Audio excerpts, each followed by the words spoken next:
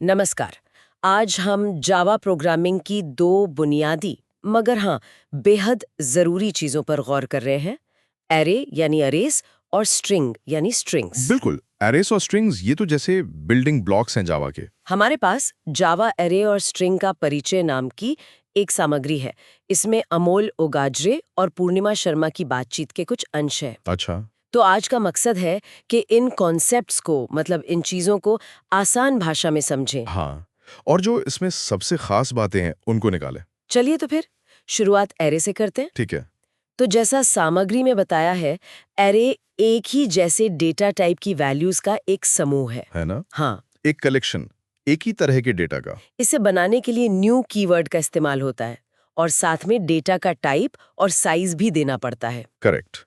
Type और size, फिर बाद में इंडेक्स नंबर से उसमें वैल्यू डाल सकते हैं। और हाँ, उन्हें देखने के लिए मतलब प्रिंट करने के लिए लूप्स चलते हैं, जैसे फॉर या फॉर ईच। बिल्कुल। फॉर लूप या फॉर ईच लूप दोनों से आइटरेट कर सकते हैं। वैसे एक शॉर्टकट भी है शायद, करली ब्रैकेट्स वाला, सीधे वैल्यूज लिखने का। हाँ हाँ, वो भी है।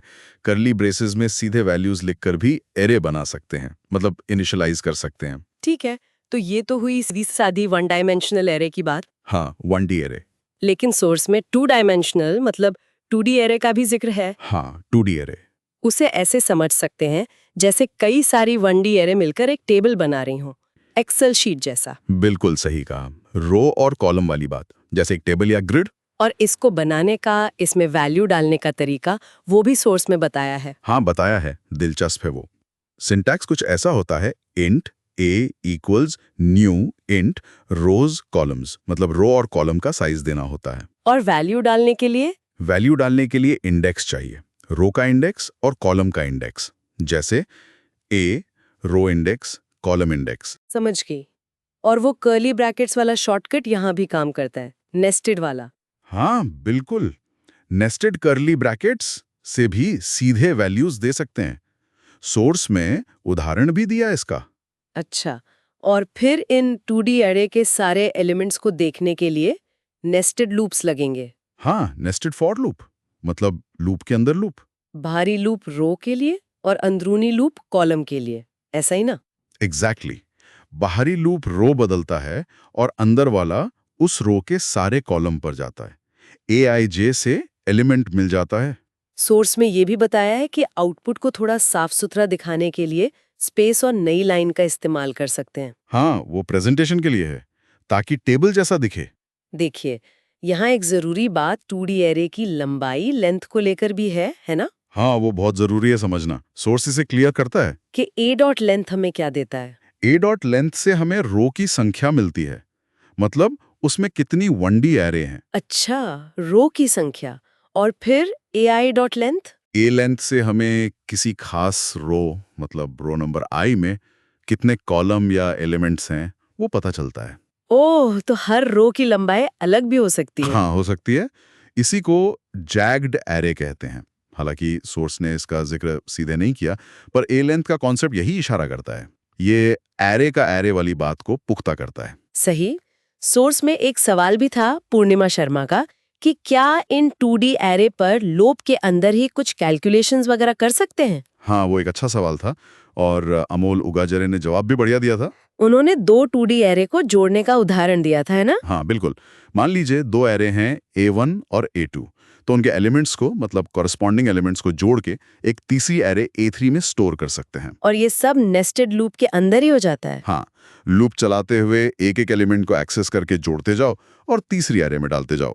ये दिखाता है कि एरे डेटा प्रोसेसिंग के लिए कितने काम के हैं। एक और मजेदार चीज पता चली सोर्स से क्या? कि स्ट्रिंग एरे बनाने और उसमें भारतीय नाम भरने के लिए चैट जीपीटी जैसे एआई टूल का इस्तेमाल किया गया। अरे वाह, ये तो काफी इंटरेस्टिंग है।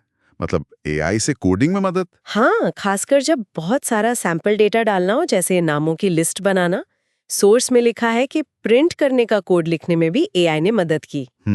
ये तो आजकल काफी हो रहा है, AI कोडिंग असिस्टेंट्स। चलिए, अब एरे से आगे बढ़कर स्ट्रिंग्स पर आते हैं। हाँ, स्ट्रिंग्स। जावा में स्ट्रिंग क्या है? सोर्स कहता है ये कैरेक्टर्स का एक क्रम है, कुछ कुछ कैरेक्टर एरे जैसा। हाँ, ऊपर से देखने में आ रहे जैसा लगता है, लेकिन एक बड़ा फर्क है। स्ट्रिंग जावा में एक नॉन प्रिमिटिव डेटा टाइप है। नॉन प्रिमिटिव, इसका मतलब ये सिर्फ डेटा का कलेक्शन नहीं है, बल्कि ये एक ऑब्जेक्ट है। ऑब्जेक्ट? हाँ, ऑब्जेक्ट। और ऑब्जेक्ट होने का फायदा ये है कि इसके पास अपने मेथड्स होते हैं, मतलब फंक्शंस जो उस स्ट्रिंग पर काम कर सकते हैं। अच्छा, इसीलिए लंबाई पता करने का तरीका अलग है। बिल्कुल सही पकड़ा। एरे की लंबाई के लिए हम डॉट लेंथ लिखते हैं, जो एक वेरिएबल जैसा है। बिना ब्रैकेट्स के। हाँ, बिना पैरेंथेसिस के। लेकिन स्ट्रिंग की लंबाई जानने के लिए str.length मेथड को कॉल करते हैं। यहाँ अंत में पैरेंथेसिस लगाना जरूरी है। ये छोटा सा अंतर है पर कंफ्यूज कर सकता है। बहुत करता है, खासकर नए सीखने वालों को। सोर्स ने इसे सही पॉइंट आउट किया है। ये जावा के डिजाइन का हिस्सा है। सोर्स ये भी बताता है कि स्ट्रिंग में भी इंडेक्सिंग 0 से शुरू होती है। पहला कैरेक्टर इंडेक्स 0 पर। हाँ बिल्कुल, एरे की तरह। और आखिरी कैरेक्टर का इंडेक्स होगा लेंथ -1। और अगर हमें किसी खास पोजीशन पर कौन सा कैरेक्टर है ये जानना हो तो उसके लिए str.chart@index मेथड है। आप इंडेक्स नंबर दें, वो उस जगह का कैरेक्टर बता देगा। टेक्स्ट प्रोसेसिंग में ये बहुत काम आता है। तो इस सारी चर्चा से हमने क्या सीखा, मतलब मुख्य बातें क्या रहीं? हमने देखा कि एरे, चाहे 1D हो या 2D, जावा में डेटा को ऑर्गेनाइज करने के बढ़िया तरीके हैं। उन्हें कैसे बनाना है, वैल्यू कैसे देनी है, उन पर लूप कैसे चलाना है। और स्ट्रिंग्स को समझा कि वो कैरेक्टर्स का सीक्वेंस है और उनके साथ काम करने के लिए लेंथ फंक्शन और char@at फंक्शन जैसे मेथड्स हैं। और वो जरूरी बात, एरे के डॉट लेंथ और स्ट्रिंग के डॉट लेंथ फंक्शन के सिंटैक्स का फर्क, इसको ध्यान रखना है। बिल्कुल, ये छोटी छोटी बातें ही कोडिंग में गलतियों से बचाती हैं। सही कहा। तो इस सब जानकारी के बाद एक सवाल मन में आता है।